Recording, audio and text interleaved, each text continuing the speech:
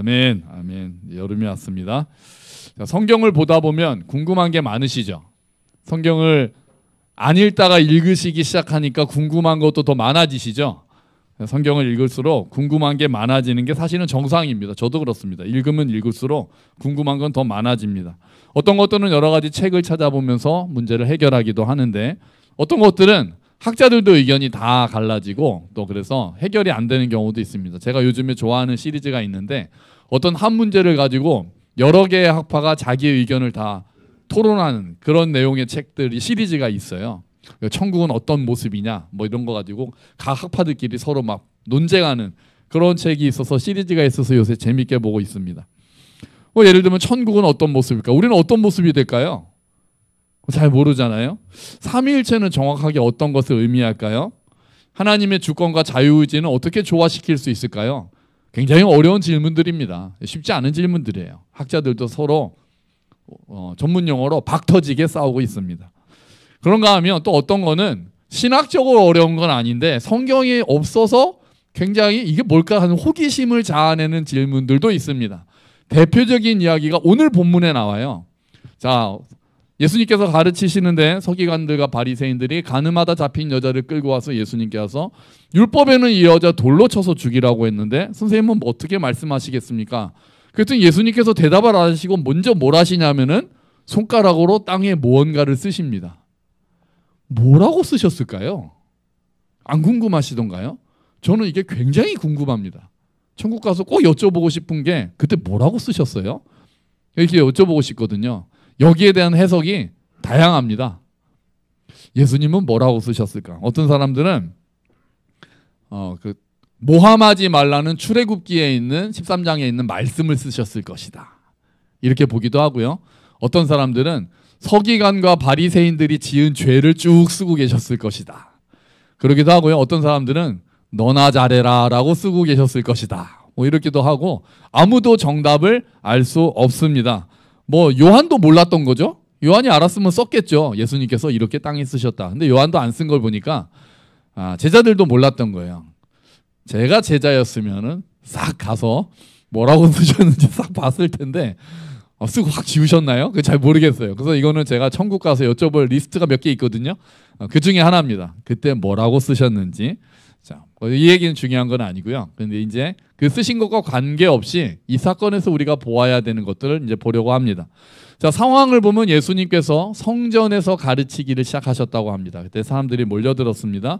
아마 하나님 나라에 대해서 말씀하셨겠죠. 그런데 평소에 예수님을 그냥 어떻게 하면 잡아먹을까 안다라는 그런 서기관과 바리새인들이 트집을 잡으려고 이제 눈에 불을 켜고 예수님을 노려보던 사람들이잖아요.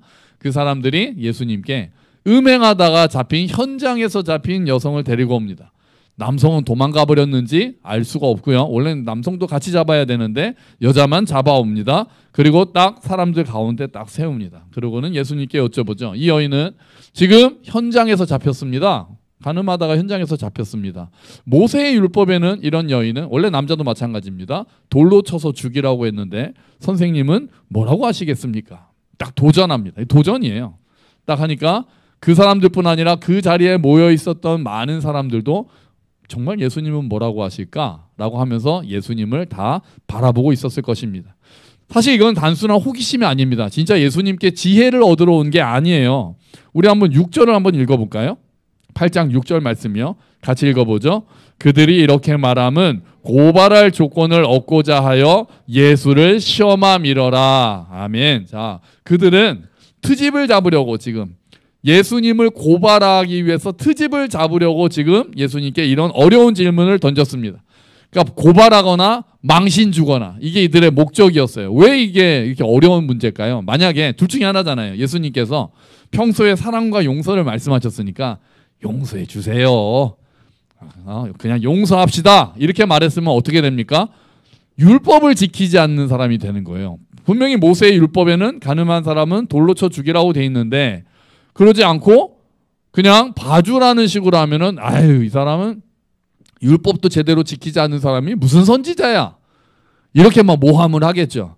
근데 반대로 예수님께서 돌로 치십시오. 율법을 따릅시다. 이렇게 하면 또 어떻게 됩니까?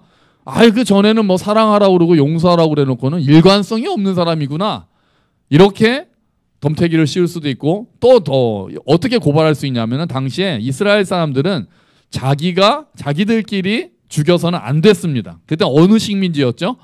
로마의 식민지였거든요. 그래서 간단한 일들은 자기들끼리 자체적으로 해결할 수 있었지만 정말 사람을 돌로 쳐서 죽여야 되는 것까지 중대한 일은 자기들끼리 유대인들끼리 결정해서는 안 됐습니다. 반드시 로마의 이야기를 해야 되죠. 그래서 예수님을 십자가에 매달 때도 사람들이 일부러 빌라도한테 가서 예수님을 고발한 겁니다. 자기들끼리 그 공의에서 해결하지 않고 자기들에겐 사람을 죽이는 권한은 없었기 때문에. 그런데 예수님께서 율법대로 돌로 치세요라고 하면은 로마에 고발할 수 있는 거죠. 아유, 여기 로마법 지키지 않는 사람이 있다라고 트집을 잡고 고발을 할 수도 있는 겁니다. 그러니까 대답하기 곤란한 질문을 던진 다음에 사람들이 다 노려보고 있는 거예요. 돌로 칠까요 말까요? 그리고 예수님은 뭐라고 하실까요? 그랬더니 예수님께서 낙서를 싹 하시더니 입을 여십니다. 너희 중에 죄 없는 자가 돌로 치라. 자, 여기서 예수님이 하신 말씀은 신명기의 말씀을 염두에 두고 계신 거였습니다. 신명기의 말씀이 이렇게 돼 있어요. 자, 우리 한번 같이 읽어볼까요? 그 사람을 죽일 때는 증인들이 먼저 돌을 던지고 그 다음에 다른 모든 사람들이 돌을 던지도록 하시오. 그런 나쁜 일을 여러분 가운데서 없애버리시오. 아멘. 이게 이제 음행을 했을 때 벌이거든요. 자, 증인들이 그걸 먼저 본 사람이 먼저 돌을 던지면 주변에 있던 나머지 사람들이 돌을 던져서 그 사람을 죽이는 거였어요. 근데 사실은 여기서도 증인이 죄가 없어야 된다라는 조건은 없습니다. 하지만 예수님은 율법을 말씀하시지만 율법보다 더 깊은 의미로 도전하고 계시는 거죠. 여기에서 죄가 없다고, 자기가 죄가 없다고 당당하게 말할 수 있는 사람, 그런 사람이 먼저 돌을 던져라. 그 사람이 진정한 증인이다. 이렇게 말씀하고 계신 거였어요. 자, 이 말씀이 다 예수님의 말씀에 그 입술에 집중하고 있을 때 예수님의 입에서 그 말씀이 나오자 거기에 있는 모든 사람들이 움찔합니다. 움찔했어요. 사실 그 누구도 자기가 죄 없다고 자신 있게 말할 수 있는 사람이 누가 있겠어요? 예수님의 말씀에 다들 가책을 받습니다. 성경에 보니까 그들이 양심의 가책을 느껴서 자리를 떠났다라고 이야기하고 있거든요. 예수님의 말씀이 그들에게 있었던 어둠을 드러낸 겁니다. 사실 그들은 여인이 죄가 있느냐 없느냐에 관심이 있던 게 아닙니다. 여인에 대해서 관심이 있던 게 아니에요. 예수님의 대답에 지금 온 신경이 쏠려 있습니다. 여자야 놔줘도 그만이고 돌로 쳐도 그만이고. 근데 과연 예수님이 어떻게 얘기를 해서 우리가 꼬투리를 잡을까에 관심이 있었던 거죠. 겉으로는 하나님의 율법을 인용하면서 거룩한 척하고 있지만 사실은 그 하나님의 마음과는 관계없는, 그 여인을 살리는 데는 전혀 관계없는, 율법을 지키는 데는 관계없는, 오히려 죄 없는 예수님을 꼬투리 잡아서 올가미를 씌우려고 하는 마음, 예수님의 날카로운 말씀이 그들의 그런 마음의 어둠을 드러냈던 것입니다. 사실 예수님은 이렇게 말씀하신 이유는 그들의 악한 의도를 다 꿰뚫어 보고 계신 거죠. 야, 니네가 진짜로 묻고 싶어서 묻는 게 아니구나. 너희가 지금 나를 꼬투리 잡으려고 하는구나. 예수님께서는 그걸 아셨어요. 그래서 아마 예수님께서는 너희의 죄가 더 크다고 말씀하시는 것 같아요. 죄 없는 자가 돌로 치라는 이 말씀은 야, 너네 죄가 더 커. 이렇게 말씀하시는 것 같아요. 가늠한 이 여인보다 하나님이 보내신 나를 무시하고 나를 꼬투리 잡으려고 하고 어떻게든 꼬투리 잡아서 고발하려고 하는 너희가, 너희의 죄가 더 크다. 예수님은 그렇게 간접적으로 말씀하시는 거예요. 사실 바리새인과 서기관들은 예수님으로부터 계속 위선자라는 그런 책망을 들었던 사람들입니다. 어떤 사람들입니까? 자기 눈에 들보는 보지 못하고 남의 눈에 티를 빼겠다라고 비판하는 사람들이었습니다. 그래서 스스로를 의롭다고 생각하면서 다른 사람들을 정죄하는 데 빠른 사람들이 바리새인이었고 서기관이었어요. 그래서 예수님은 그들을 뭐라고 말씀하셨냐면은 회칠한 무덤과 같다, 이렇게 말씀하셨어요. 회칠했다는 거는 하얗게 칠했다는 거잖아요. 겉으로는 하얀데 속에는 시체가 썩어 들어가고 있는 그런 무덤. 너희가 겉으로는 거룩한 척하고 겉으로는 하나님께 율법을 다 지키는 것 같지만 너희의 속은 미움과 시기와 정죄로 가득 차 있구나. 예수님은 그렇게 해서 계속해서 바리새인들을 책망하셨거든요. 가장 혹독하게 비판을 받았던 사람들이 바리새인들이었습니다. 이 시대에도 바리새인들이 있습니다. 어떤 사람들입니까? 상대적으로 내가 의롭다고 생각하고 비판하고 정죄하는 사람들이에요. 요즘에는 댓글로 그렇게 표현하는 사람들이 많습니다. 비판으로 그냥 뭔가를 이렇게 잘 세우기 위한 비판이 아니라 비판을 위한 비판이고 나는 무조건 옳고 너희는 무조건 나쁘다라고 그냥 막 이야기하는 사람들이 너무나도 많습니다. 그러면서 자기 그냥 감정의 뭐 쓰레기통으로 쓰는 거죠. 어떤 사람을 비난의 표적으로 삼아서요. 그런데 안타까운 것은 교회 안에도 바리새인들이 있을 수 있다는 것입니다. 이런 책이 있어요. 당신의 열심이 위험한 이유. 부제가 현대의 바리새인 신앙에 대한 경고입니다. 부제에서도 엿볼 수 있듯이 열심을 내는 것은 좋은데 신앙에 열심을 내다가 자기도 모르게 바리새인처럼 다른 사람들을 정죄하는 사람이 될 수 있다는 거예요. 이 위험이 우리 안에 다 있는 거예요. 우리가 다 내가 생각하는 게 항상 기준이 되잖아요. 내가 생각하는 해석, 내가 생각하는 것이 맞고 다른 사람들이 다른 의견들을 자꾸 틀리다고 하거나 비난하는 경우가 있기 때문에 모든 사람들이 자기도 모르게 바리새인의 자리에 설 수 있다라고 이 책은 경고합니다. 이 책에서 바리새인이 되는 3단계를 이렇게 표현합니다. 첫 번째는 이겁니다. 같이 읽어볼까요? 자신의 죄의 깊이를 깨닫지 못한다. 이게 1단계예요. 자기 안에 있는 죄의 깊이를 깨닫지 못해요. 그럼 2단계는 이겁니다. 2단계는 다른 사람의 죄를 혐오하기 시작한다. 다른 사람의 죄를. 내 안에 있는 죄는 깨닫지 못하고 다른 사람의 죄를 혐오하기 시작한다. 다음에 3단계가 이건데요. 지키기 어려운 말씀 일부만 강조하고 긍휼을 잊어버린다. 성경 안에서 우리가 실제로 완벽하게 지키기는 어려운 말씀들이 있잖아요. 그런 말씀들의 일부만 강조하면서 예수님의 말씀일 수도 있고 바울의 이야기일 수도 있습니다. 어쨌든 성경 말씀에서 그런 것들을 강조한 다음에 중요한 것은 긍휼을 잊어버린다. 예수님도 바리새인들한테 그러셨잖아요. 너희가 11조는 열심히 하는데 인애와 긍휼은 잊어버렸다. 이렇게 말씀하셨거든요. 그게 딱 바리새인의 모습이에요.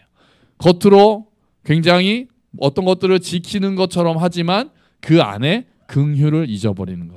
이게 현대의 바리새인들, 현대에서 바리새인이 될 수 있는 3가지 과정이라고 이야기합니다.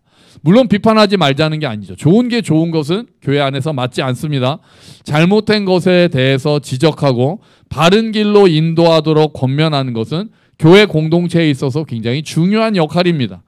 그런데 그것이 제대로 이루어지기 위해서는 꼭 필요한 마음이 2가지가 있어요.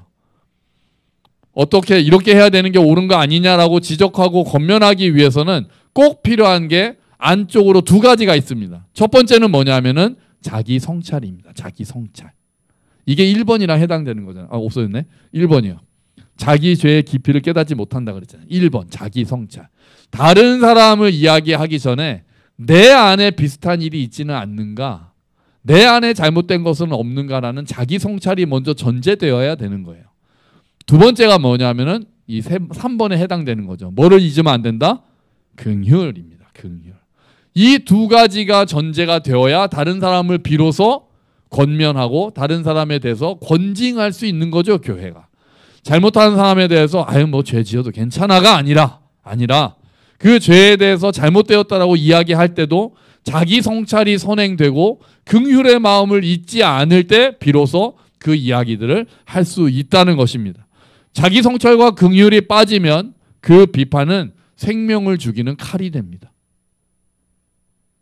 그래서 갈라디아서에서 이렇게 이야기하죠. 갈라디아서 6장 1절에 이렇게 이야기합니다. 자, 우리 한번 같이 읽어볼까요?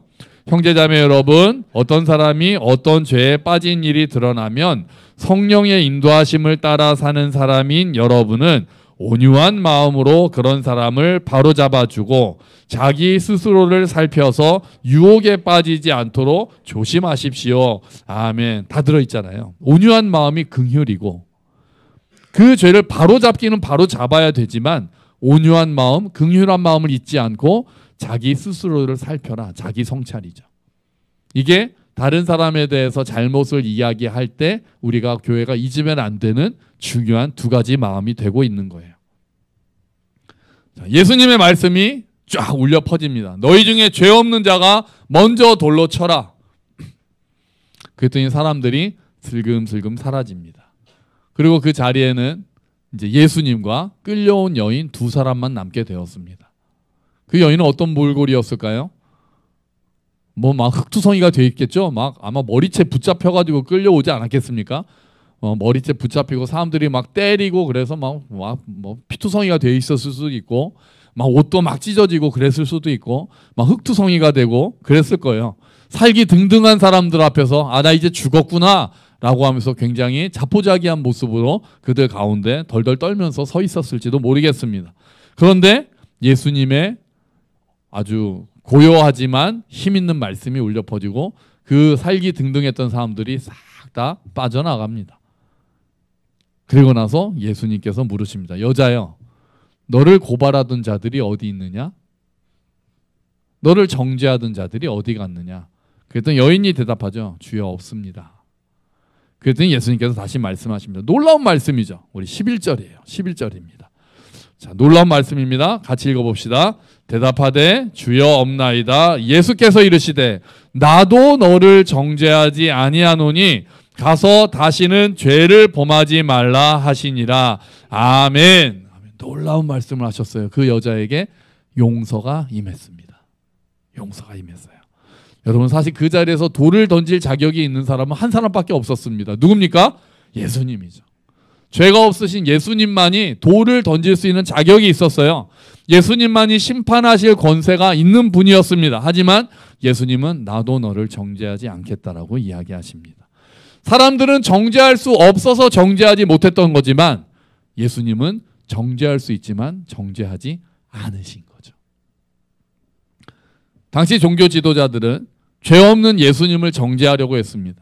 그래서 건수를 잡고든 여자도 정죄하려고 했습니다. 하지만 예수님께서는 이 사건을 통해서 예수님은 우리를 정죄하러 오신 분이 아니라 용서하고 생명을 주러 오신 분이라는 것을 우리에게 이 사건을 통해서 보여줍니다. 물론 예수님은 여인에게 가서 다시는 죄를 범하지 말라고도 하셨어요. 그러니까 죄가 없다는 건 아니에요. 죄를 너는 지었어, 이 얘기가 깔려 있는 거잖아요. 다시는 죄를 범하지 말라는 얘기는 네가 한 거는 죄야, 그게 깔려 있어요. 하지만 예수님께서는 하지만 정죄는 하지 않겠다는 거예요. 죄는 인정하지만 정죄하지 않겠다는 거예요. 예수님께서 너 다시는 죄 안 지을 거지? 네, 안 짓겠습니다. 그럼 용서할게. 이게 아닙니다. 그렇잖아요? 그녀가 죄를 짓자 뭐 회개한 다음에 용서한 것도 아니에요. 예수님께서는 그녀에게 먼저 용서하시고 먼저 죄를 정죄하지 않으셨습니다. 용서가 먼저 임했어요. 그리고 나서 은혜의 길로 초청하신 거예요. 용서받은 자가 가야 될 길이 가서 다시는 같은 죄를 범하지 말라. 이거는 용서받은 자가 이제 앞으로 가야 될 길을 예수님께서 알려주신 거예요. 다시 죄를 짓지 말라는 거는 율법적인 요구를 하신 게 아니에요. 은혜로 초청하신 겁니다. 용서가 먼저 임합니다. 어떤 목사님이 이런 예를 들었어요. 어느 날 아이가 다가옵니다. 아이가 다가와서 아빠 나 사랑해? 이건 이제 아들보다는 딸이 좀 그럴 가능성이 있겠죠. 막 딸 뭐 아들도 이런 말 하면 안 되죠. 아들이든 딸이든 자녀가 왔습니다. 와서 네 사랑해 그럼 묻습니다. 그러면 사랑하지. 그렇게 대답하면 아이가 또 묻습니다. 뭐라고 묻습니까? 왜 사랑해? 얼만큼도 있는데 저 여기서 질문의 의도는 왜 사랑해? 여러분 그럼 우리 뭐라고 대답할까요? 여러분 뭐라고 대답하시겠어요? 막 다 여쭤보고 싶은 마음이 있지만 시간상 아이가 나 사랑해? 우리 사랑하지? 왜 사랑해? 그러면 여러분 너가 공부를 잘해서 이렇게 말씀하시겠어요? 네가 말을 잘 들어서 이렇게 말씀하시겠어요? 네가 예뻐서 이렇게 말씀하시겠어요? 네가 착해서 이렇게 말씀하시겠어요? 뭐라고 말씀하십니까? 네가 내 딸이니까 내 아들이니까 그렇게 말씀하시잖아요. 그리고 나서는 그러니까 앞으로 공부도 열심히 해. 앞으로 아빠 말도 좀 잘 들어. 착하게 살아. 이게 조건입니까? 아니죠. 이건 조건이 아니에요. 그죠? 사랑은 네가 내 아들이니까 네가 내 딸이니까 사랑한다는 게 이건 조건이 아닌 거죠. 그 다음에 그러니까 네가 나가서 앞으로도 아빠 말 좀 잘 듣고 야 공부도 좀 열심히 해. 이거는 바람이죠. 바람이에요. 그러지 않는다고 해서 사랑이 취소가 되나요? 그러지 않아요. 예수님의 말씀에도 내가 너를 정죄하지 않겠다라는 말씀은 우리에게도 내가 너를 자녀로 삼겠다는 초청의 말씀이 우리에게 먼저 임한 거예요. 하나님의 사랑이 그렇게 임했습니다. 우리에게 그렇게 임했어요. 우리가 아직 죄인일 때 하나님께서 우리를 먼저 사랑하셨어요. 그래서 용서하시고 구원하시고 자녀로 삼아주셨습니다. 그리고 우리를 은혜의 길로 초청하시는 거예요. 그 길이 구원받은 자들이, 사랑받은 자들이 마땅히 살아가야 하는 길이 이런 길이란다라고 하나님께서는 우리를 초청하시고 인도해 주시는 거예요. 여러분, 이 여인은 앞으로 어떻게 살았을까요? 우와! 죄 지어도 용서받네? 또 지어야 되겠네? 그랬을까요? 아싸! 그러면서 가서 또 막 간음하면서 살았을까요? 그렇지 않았겠죠. 그렇지 않았겠죠. 그 순간 예수님의 용서를 받은 그녀는 그 예수님의 초청에 응했을 겁니다. 믿음으로 응했을 거예요. 그리고 그 부르심에 합당한 삶을 살기 위해서 정말 최선을 다했을 것입니다.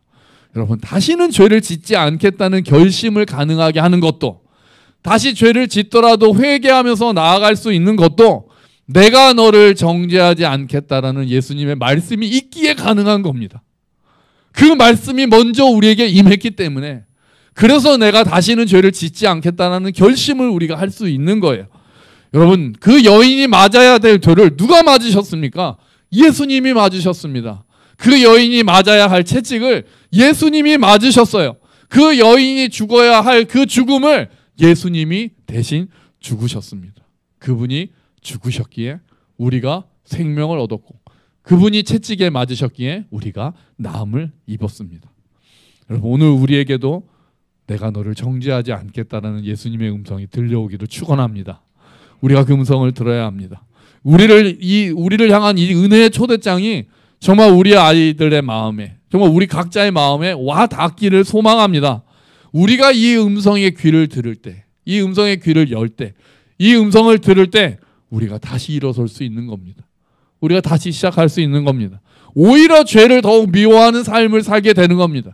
내가 너를 정죄하지 않겠다라는 그 음성을 들었을 때 오히려 나는 죄와 멀어지는 삶을 살 수 있는 겁니다. 죄와 싸울 수 있는 힘을 얻게 될 것입니다. 여러분, 혹시라도 아직 정리하지 못한 죄가 있으시다면 주님 앞에 다 내어놓으십시오. 그리고 우리가 돌아서면 하나님께서도 우리에게 다시 돌아오셔서 은혜의 빛을 우리에게 비춰주실 줄로 믿습니다. 그래서 우리의 모든 것을 이미 아신 하나님께서 우리에게 나도 너를 정죄하지 않겠다라고 말씀해 주실 줄로 믿습니다. 그리고 그렇게 용서받은 우리는 그 다음으로는 이제 손에 든 돌을 내리게 됩니다. 우리가 다른 사람을 향해서 들고 있었던 그 돌을 내릴 수 있게 됩니다.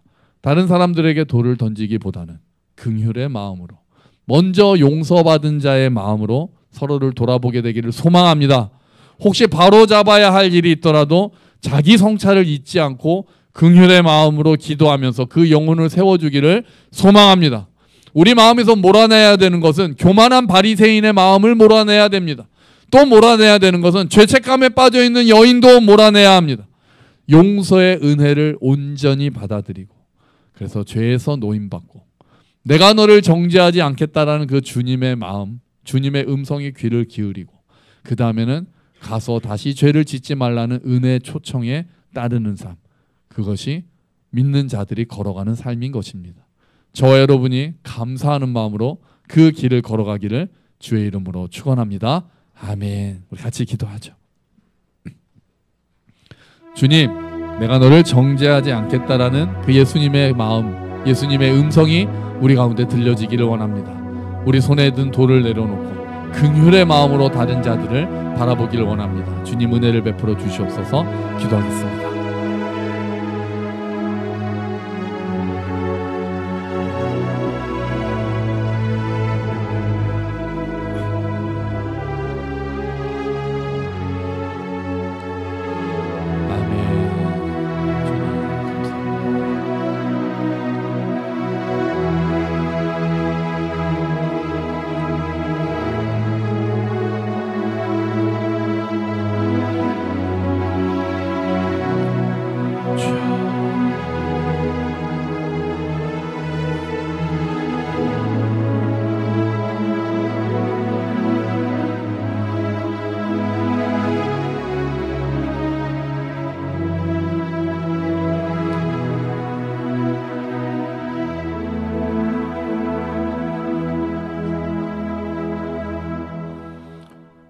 나도 너를 정죄하지 않겠다라는 예수님의 그 말씀이 우리 마음에 깊이 새겨지기를 기도합니다.